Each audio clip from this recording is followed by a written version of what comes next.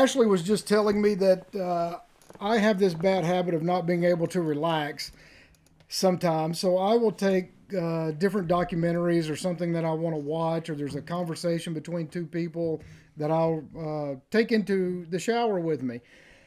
Because I think that sometimes being in the shower is not a waste of time because I don't want to stink. When I go hug Ashley or hug Gil or anybody else, the shower is important. But I feel like I could also be learning something in the shower.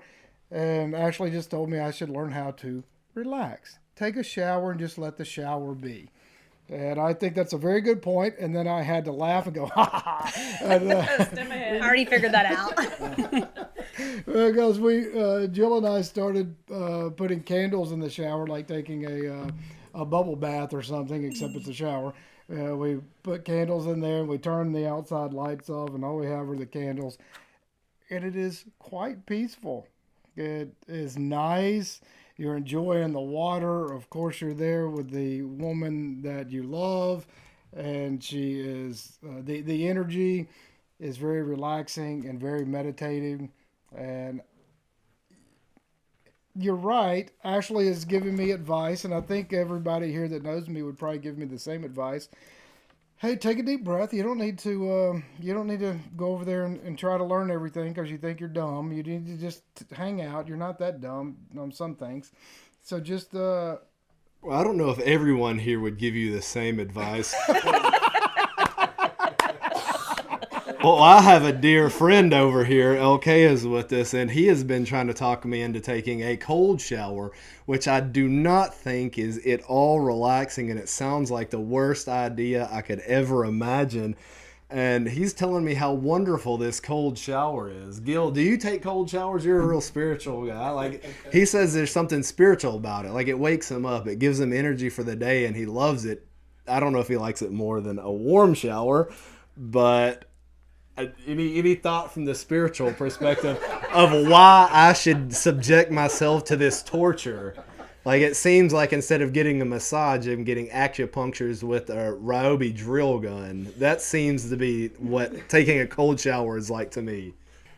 Well, I can say that I've done my share of cold showers in my life. I haven't done recently cold showers. Actually, I enjoy warm and hot showers lately.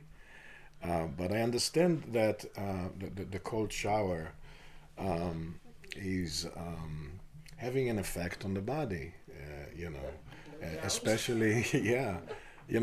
We used to go into ice water and take ice water baths. And what happens after that, actually, you become red and the heat in the body builds up because the body will try to balance the temperature.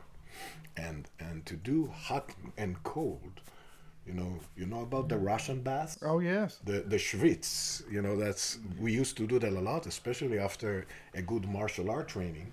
We used to go to the schwitz and spend hours there and come red outside and then go eat like ravenous children. There is definitely an advantage. There is definitely an effect on the body, and Yes, there's definitely effect on the body. There is a mirror right outside of my shower, and I can think of one direct effect on the body that I would not look forward to getting out and seeing after a cold shower. Every other man in the room can probably attest to this thing. except Dante. Yeah, no. Trey, I can also say to help releasing you from that dilemma that you don't have to do that. I mean, you can live very happily and reach any goal you have without taking cold showers. Oh, God, thank you for somebody telling me that. Yeah, see, it's a personal preference. Well, that's funny you're talking about cold showers because I was watching, one of the Indian gurus, I can't remember his name, but he was talking about how it electrifies the chakras straight down, but it has to be, he was talking in absolutes. They, do it on your head first. Like they would go into Ganges and take a bucket, and while they were cold, they would dump it directly over their head and let it flow down. Well, see, that's a whole nother bag. You're going to the Ganges to do that, where you don't have a spout that says hot water. That's a very good point.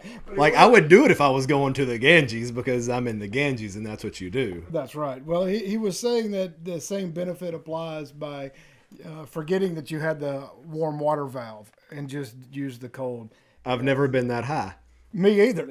To forget that there's hot water? I don't know these things. Yeah, well, I think it's interesting. There's a lot of different ways, I think, to advance your, to electrify the insides without having a cold shower. Like, I think I would prefer electroshock therapy. That can be arranged. We have Cal Prongs down there.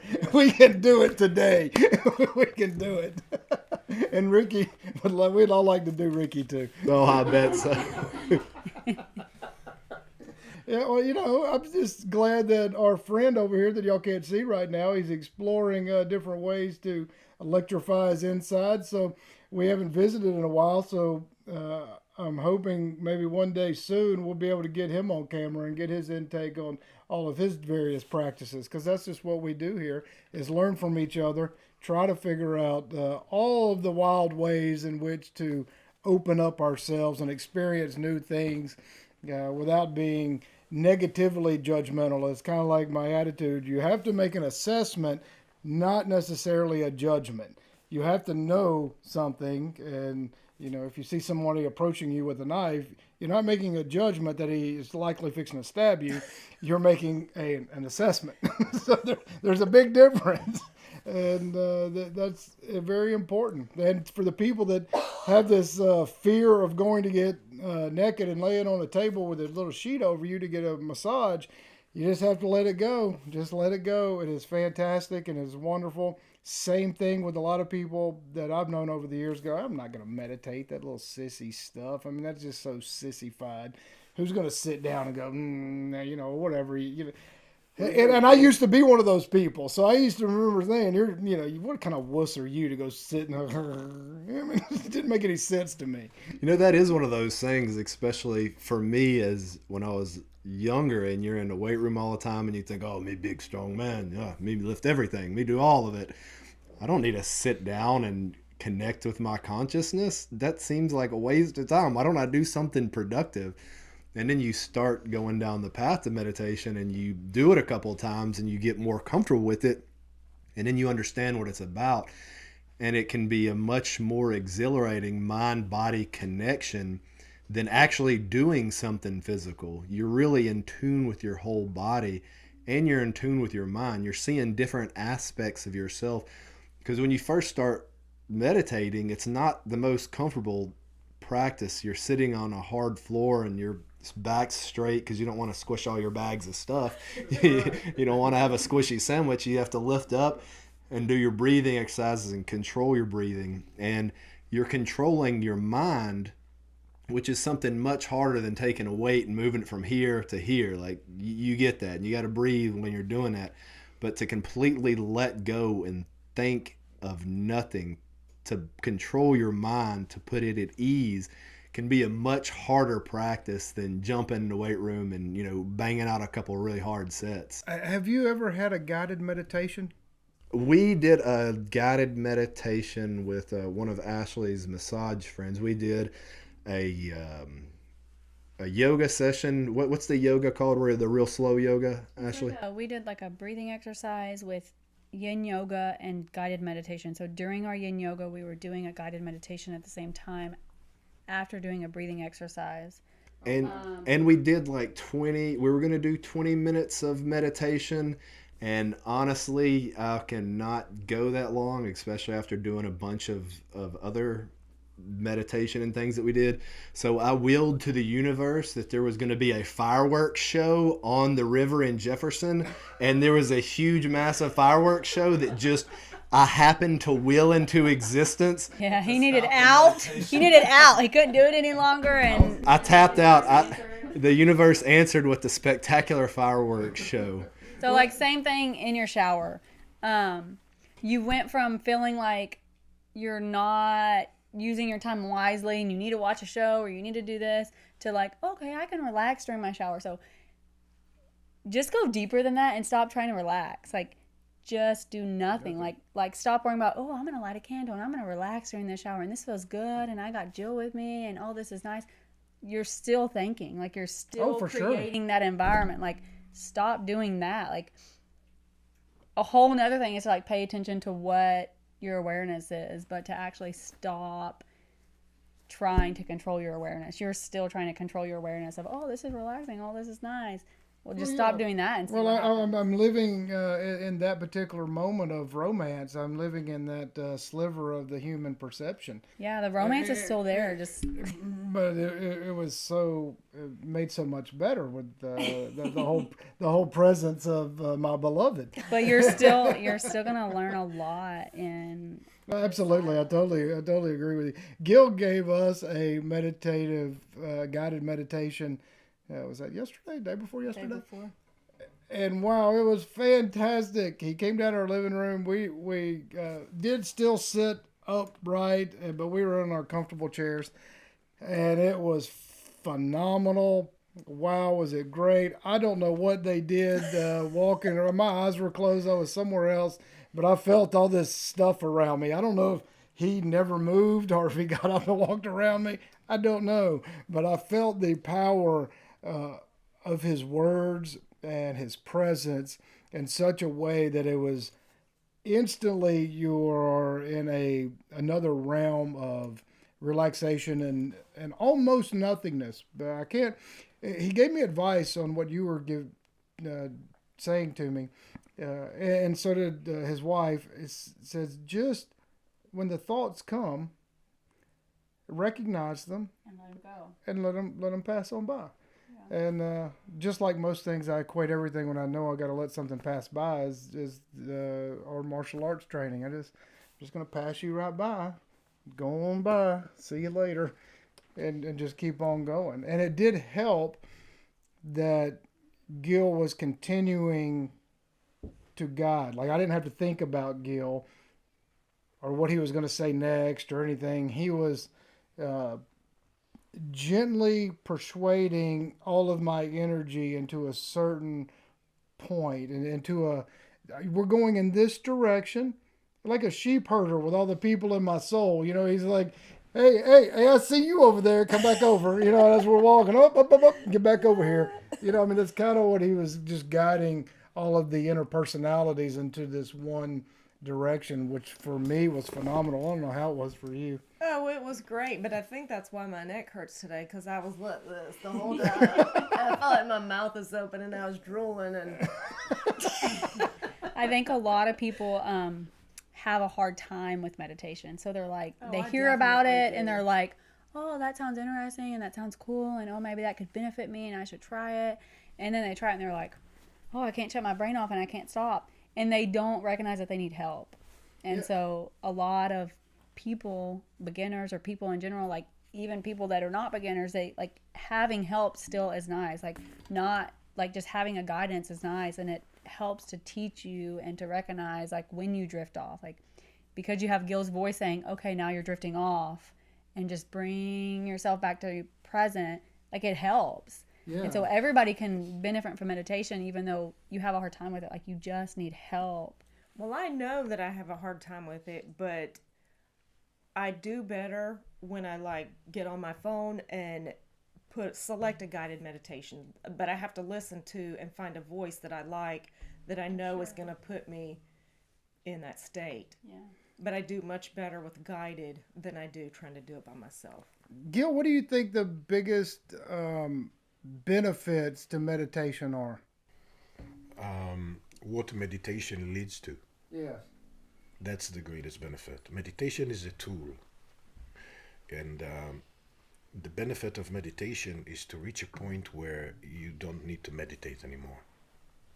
And it's just like with every other tool, including our free will. It's where you reach that point that you become that which you strive for. And when you become it, there is no more need for practice. There is no more need for meditation. It is simply, it became your new way of life.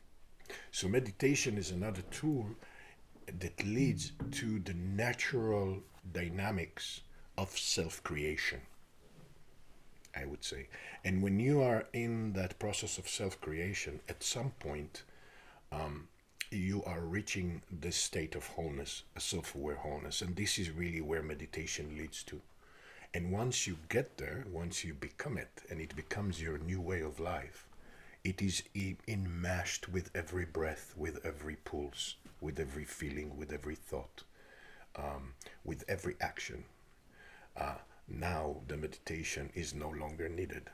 Okay, so I have a serious question because you've been meditating for so long, and there's so many people that are just starting their journey in meditation or have never tried it or even consider it, and they think, oh, these thoughts are coming in like a freight train or a Mack truck. How can I pass those?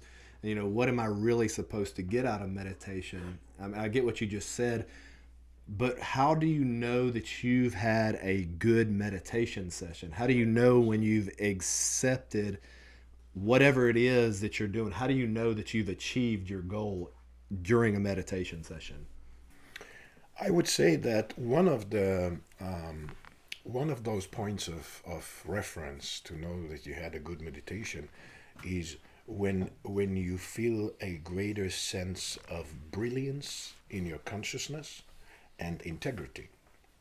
Because if you just meditate to calm your mind, or if you just meditate to relax or to reduce stress, these are very important meditations. But those are within the beginning stages of meditation, as far as I see it, from my experience. Yes, there is always a new level, and always a new level. And ultimately, when you understand the human condition and what is really important for us to undertake as a process, it's a practice. And why is it important to practice that? Why meditation is so essential as a tool that you build in your toolkit as an individual to practice something that will take you into a whole new level of self-expression and self-realization and self-brilliance. This is when you know that the meditation worked, is when you feel one step closer to that core of yours, to being in your center, to being in your realness and truthfulness as an individual. One step closer to being more whole and integrated. But for that, you have to really pay attention as an individual, here as a human, that you are separated, that you are fragmented. The problem is that most people don't see that. So would you say the first step in learning your meditational journey is realizing that first, and then you can build on it? Or what's somebody's first step or their first goal in their first opening meditations of how they would know that they did something? To recognizing. So, like we were talking about before, the power or the magic of massage, and you talk about somebody recognizing the confidence that they get after meditation. I feel like you can provide that to somebody during massage. So you're making them realize unconsciously they're not going into a massage saying, oh, I'm going to become a new person. But you're giving that feeling to them. So I feel like it's a form of meditation that you're providing to them without them even realizing. Because when they leave your office, when they come in, they know they want to feel better. They know, I got to let go of all this. And they do. And when they walk out, they feel like they are a more powerful person. Like, oh, I can go back into this life. I can conquer this. I can finish my day. It's a reset button to them. Same thing as meditation. Like, massage is a form of meditation because it truly is a reset button for people. Do you think people that have very high, this, I think is mostly a false label, but in some cases it's real, ADD, there are people that have a hard time controlling their movements. They always have to be on the go. They can't stop. Their minds are always racing. They have zero attention span. They know they have stuff to do, but they can't even get through the stuff because they're bouncing from they can't organize themselves in such a way where they're more effective. They're always wound up. And I mean, we all know a lot of people like that. And sometimes we're all like that. Well, I don't feel like I'm like that anymore, but there have been times where I have been. And I wonder how to introduce, other than just a massage, because I say just a massage, I think that is powerful. It's a powerful first step when people start realizing what's happening to them after they break through that unconscious level. I would like, because there are people that I know that have these issues, and I would like to suggest to them maybe would like to try meditation instead of taking some drug for that. There are other ways, and I have come to the place where I don't know how to approach and say anything to some of those people that, they're not strangers. There are a few of them that, I know well, or know well enough to say, hey, have you ever, go meditate, go sit in that corner over there, pal, you need to calm down. Yeah, but I think people have a hard time with meditation. So you can't only just suggest meditation, but ways for them to learn how to meditate. So somebody that's like struggling with like their mental human crap, that take medication for anxiety or whatever, instead of saying, oh, you need to go meditate and like chill out, like you really just need to get out of your mind, like quit thinking about like what's going on with your life. And here are some ways to like try to practice that, like whether it's massage or counseling or guided meditation or looking up this YouTube video or trying this breathing exercise. Like people can't just be like, well, Kevin told me I need to get a grip and I'm going to go sit in this corner and meditate, because it just doesn't work like that. No, it doesn't. That's why I was asking Gil, does he have any suggestions? Every individual has their angle. And it's important to find that angle. Just like with everything else, when you want to understand something, you have to go to its core. You cannot understand something if you are revolving around the peripheries. Yeah. To understand any system, anything, any person, any form of life or force, you must go to the core. Once you can reach in, once you can find access to core, you will understand everything, because the core is what created everything that's around it. And that's what really meditation is for. For those, for example, like you said, those that are very active, they must do something. They cannot sit quietly. They must always be busy with something. For those, for example, I would suggest a form of moving meditation to start with. And this is another tool. It's another element of the work. And I'm just now adding this into the medium that I'm creating. I'm very interested in that. What is moving meditation? Moving meditation is dancing meditation. It's a dance of energy and vibration. And so just like if you would sit, when you sit in meditation, your body must relax and you're not really moving physically. Here, you are very much in the spirit of Tai Chi or Qigong. Those are forms of moving meditation, and this is a form of spiritual practice. So, for example, I'm creating an evolution of that because I've done it many, many years. And now I'm creating an evolution of how to begin to do from very foundational and basic movements and breath that are involving different elements. You start to, again, put a puzzle together, but you do it in a form of a moving meditation. And for someone who is very active and need to do something, that could be a good angle. It could be a good portal for them to then, from that portal, to enter into the castle and to start to explore different and other forms of meditation and other tools. Yeah, when you say moving meditation, I think all of the cajillion times that we've practiced our Hubud dance, to me that is a form of meditation. Like every time we do it, it's just extremely peaceful. I can just close my mind off for those moments that we're doing it. I don't think about anything else. It's just it's an energetic, like you'll flow toward me and then I flow toward you, and we're exchanging energies, and it's very peaceful, and it's it's quite enjoyable. See, this is one of those reasons we have these discussions and we all come together, is I've completely forgot about doing Tai Chi or things like that as a form of moving meditation. That's because you don't come and do it with him anymore. It has been too long. Yes, it's been too You need a reminder. Well, we always get caught up in doing this, and we've been in that Bible project for so long. So you have doing meditation and you have being meditation. And there are many, many forms of doing meditation, and there are many, many forms of being meditation.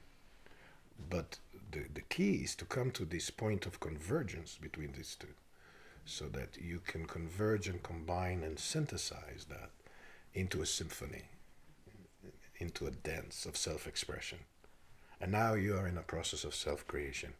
Now you can give birth to a new self as you dance, meditate, do meditate, be meditate. Everything you do can be a form of meditation if you really put your focus right there and you're in the present moment, just really, really focused on that. That's a form of meditation. It can be washing dishes. I would love, if there's anyone out there that loves doing dish meditation, you are more than welcome at my house. I would absolutely love to seek you out, and you can come and dish meditate all day long. Kevin's looking for somebody to do cooking meditation. Yes, yes. It's art. It's another form of meditation. Absolutely. Well, so I have a question. So you're talking about these people that can't sit still and always have to be doing stuff that are labeled ADHD or whatever. Do they know that they have this issue? Well, some of them do. Some of them don't. Ricky? Well, you see, Ricky is Ricky doesn't like to be on the spot, but there are a lot of us that from time to time have that. But a lot of people go through their entire life and live only on the surface. Most people. So most people go, and sometimes they recognize, oh, I'm a little busy here or there. They still don't sink down and figure, okay, why am I nonstop? Why can I not find peace? Why? Yeah, and most people don't get to the why. They just keep on going. They're just steady movement, and then all of a sudden one day they're drop dead, and they just, bam, that's the way most people live their life. Okay, well, so last week when we had that discussion about as a baby you're not held, that's why you can't ask for help, is there a reason that they do act like that from childhood experiences? Oh, I would think so, yes. I think a lot of people are so busy and act so busy because they have emotional traumas that they can't really wrap their minds around. Well, so with Parker, I mean, we know he can't sit still. He knows that. His teachers have a problem with him chit-chatting and not sitting still, and he knows that. But I was under a lot of stress when I was pregnant with him, so I like to attribute that to in the womb type stuff. Like, could he, because surely as a baby they can sense, or an infant, a fetus, whatever, can sense that stress. I mean, your adrenaline is up and down and up and down, and surely it goes to the baby too. I think every person has like some kind of trauma in some form or sense. Every person has a trauma that they're trying to get through or that they're trying to overcome, or every person has something that bothers them, some kind of self-conscious thing, some kind of like, I need to work through this, whether it's like I can't sit still or a number of things. And people forget that like the beauty of being a human and the beauty of like being on this earth, and to just be a human, that you recognize how like the beauty in having the power of having a body and like being able to share these type of conversations and just trying to live those those thoughts and those experiences to other people. So because you can recognize it, you can pass on the recognition to Parker and be like, But I think I was asking for more of what y'all's thoughts were on when I was pregnant with him and the stress that I was under. Does that affect him in that area where he can't sit still? And I mean, he's under just this high amount of stress as well. Yes. It is very possible, Jill. Yes, very possible. Mm-hmm. Yeah, it's the child, since it is conceived and start to grow as an embryo, is influenced by everything that the mother is going through and the environment.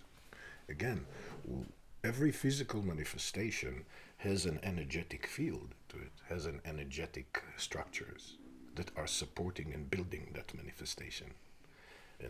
And from those energetic fields and structures, there are consciousness structures that are the architects of those energetic fields. if we can start to see life this way, then we will understand more what is influencing us. How are we impacted by everything that's going on in life, and how are we influencing and impacting life with how we feel, how we think, what we do, what we emit and emanate energetically. This is very important. And so, yes, it's very possible that it influenced Parker, of course. And then there is a momentum to that into life. But don't forget that Parker, this beautiful brother, is a sovereign soul, just like each and every one of us here, equally so, with no exception. It's a unique soul that is choosing unique experiences. And so in that there is a co-creation. So if you feel some feelings of guilt about that, Right. which I sense, Right. it is important for you to do your own work with that, to embrace that, and to forgive yourself, and to understand that Parker is co-creating it with you, that you have provided the perfect ground for this beautiful entity here, Parker, to experience exactly what he needs to experience as a sovereign soul in a human form, and to put it together for himself. In that you can release yourself from the guilt. It's very important that you do. Thank you. Yeah, 'cause look at him. He's a great kid. Oh, he is a terrific kid. Well, it's something that what you're talking about, how a sovereign soul has the experiences, whatever they are, and many times, and many times not, but many times someone will recognize what some people would consider a weakness, and they turn it into a positive.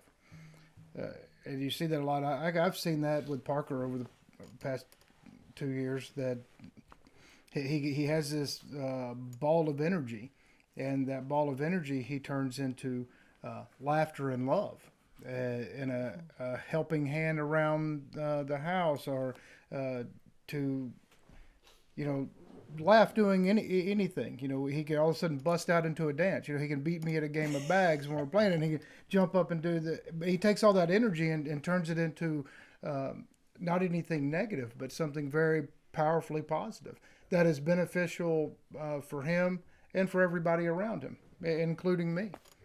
Yeah. It's a beautiful observation, and when we encourage that with the children, with our family members, to take those, like Ashley said, we all carry trauma. It's very true. It's very true.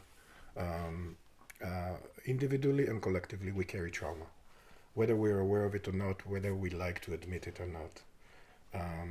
We do, but ultimately, we have a natural, innate capabilities and innate faculties and technologies and capabilities to take that trauma and to transform it into a treasure. And the treasure is always in the wisdom, in the experiential wisdom. And some have more of a direct intuitive ability to flow with that. Some, it's a bit harder for them because they have more layers of rigidity and resistance and holding on. But everyone ultimately will be catalyzed by life itself here, and this is what is happening right now on our planet, is to address, to turn around, to look at those traumas and to embrace them and to forgive and to transmit the medicine which comes from the deep energetic hearts that are derivatives of love, like compassion, understanding, forgiveness, courage, boldness, to really face those traumas and transform them into treasures. Ultimately, our whole emotional history that is full of hardship, full of war and bloodshed and enslavement and invasiveness, ultimately is going to be rewritten by those heart energetics, and that's a big part of the ultimate healing that we're all going through here. Absolutely. That was fantastic. I just want to hug you and say I forgive you, even though I have nothing to forgive you about. But I might and not know it. I don't know. I'm sure there's probably something. If it hasn't happened now, it's probably going to happen sometime. Yeah. Well, so did you want to share about Trey's clairvoyancy today? Oh, this was fantastic. For all of you that have followed us for any length of time, you probably know that we are we like to practice remote viewing on occasion. And if y'all don't know what that is, I encourage you to watch Russell Targ's TED Talk on remote viewing. It's just a fascinating thing. So we take this bag, we put something in it, and we start to doodle, and we figure out or attempt to figure out without any labels, without any preconceived notion what may be in the bag. Just scribble and see what comes, and see if we happen to draw something close to what is in the bag.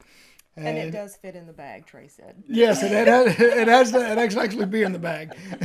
Yeah, that was my big hint right there. It actually fits in the bag, you know. And so we did. Today was this was our 6th time. And was this your 2nd or 3rd time to get it right? Third time. Third time. Well, it depends on how you Define getting right. So it's right is it's a construct. yeah, it's subjective. So at least 2 times out of the 6 for sure. And that was it was a fantastic experience. So, if you practice, just like meditation that we've been talking about, you can practice understanding and receiving energies from, because I don't think we're having some sort of X-ray vision into the bag. We're having the exchange of energy between 2 people who one of those people knows what's in the bag. And that is kind of a good end cap for this conversation, because the more we reach into ourselves and explore and find ourselves, the more we are able to tap into the emotions and feelings and love of other people, and we can exchange those energies in a positive way. And I'm still 6 out of 6. Well, there's something, I don't know if it's just me being a great intuitive, giving you the visions through the universe, but you are spot on at it. One of the things that we did was I had this small bag, and he starts drawing. And after my initial hint of it fits in the bag, obviously you get to have a little fun with it. Well, he starts drawing this shape, and then he makes it 3-dimensional. I said, okay, well, yes, you're on the right track. It's 3-dimensional. And he starts doodling a circle, and I'm saying, okay, well, you have seen what's on top. Can you see what the other sides are? Like if you were looking in the bag, he had a spot image of looking down in a bag and what one of the sides was. So he had that perfect nailed on. And some of those things, it's really hard to explain of how you could know something. It's not even knowing. It's something that just... It's not knowing at all, because my first thing I'm doodling. I draw a squarish thing, almost a rectangle square, and I then instantly drew it 3-dimensionally. And I had no idea why. I'm just doing it. I didn't really have a feeling. There was no, bam, you're going to draw that. There was nothing. You just do it, and it happens. That's the way it has worked It's the way it's worked for 6 out of 6 with brotherly competition. Well, I think that is great. We're so glad everybody continues to join us, and I hope you find these conversations just fun and illuminating and help you along in your life's journey, and we just really appreciate it. Of course, go see us at Odyssey, Rumble, BitChute, and mysticsoftexas.com. That's not Misfits of Texas. That is mysticsOfTexas.com. Mr. Schmidt, sign us out. All right. I thank everybody for joining us today's conversation. Hope y'all enjoyed it as much as we do making it. And have a good day.